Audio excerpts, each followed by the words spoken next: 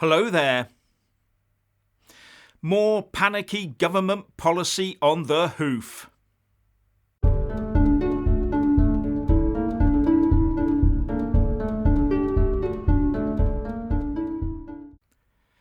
This is now panic policy on the hoof, and government interventionist policy at that. Panic policy on the hoof that threatens to stampede over us. And as far as I can see, there's no medium to long-term planning here at all. None. Apart from ensuring energy prices keep increasing, that is, and that the economy continues to get hammered from all quarters. The government is going to get loans to us so that we can pay for our heating costs later.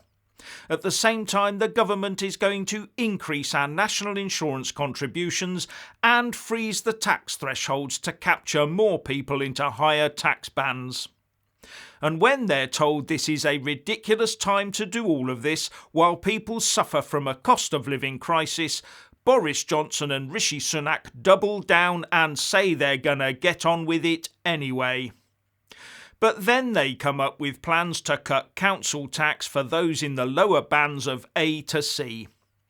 So Boris and Rishi will try and keep the less wealthy happy by removing money from local councils and the services they provide to generally the less wealthy.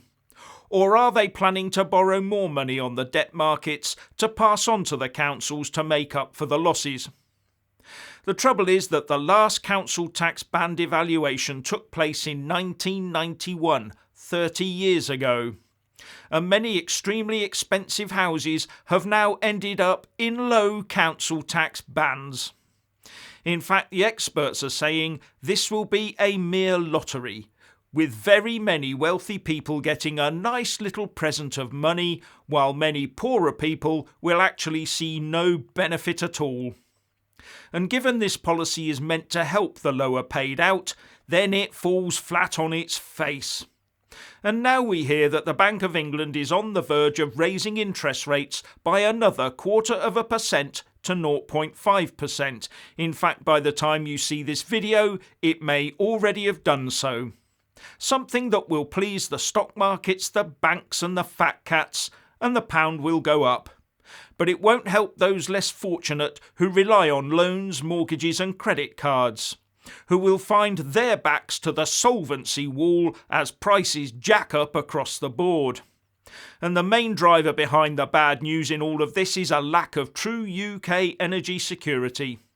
Because we refuse to use our own resources to keep us warm here in the UK. Instead of using our own gas, we pretend to be green by importing it at international wholesale spot market prices.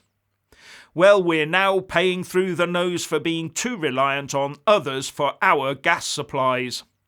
And the reason the Nord Stream 2 gas pipeline was built was because green energy was not viewed by Germany as the way ahead quite yet.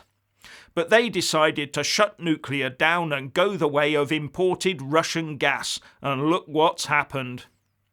We need firm plans announced today that the UK will exploit our own gas reserves fully as required until our nuclear power plant fleet is up to snuff.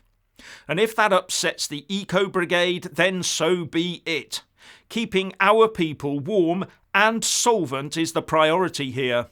Not grand, land of make-believe stupidity. So what's your opinion on the so-called fuel bill and council tax rebates? Please like and comment below. Please subscribe and like this video, buy a mug and support me on Patreon or PayPal, and thank you for watching.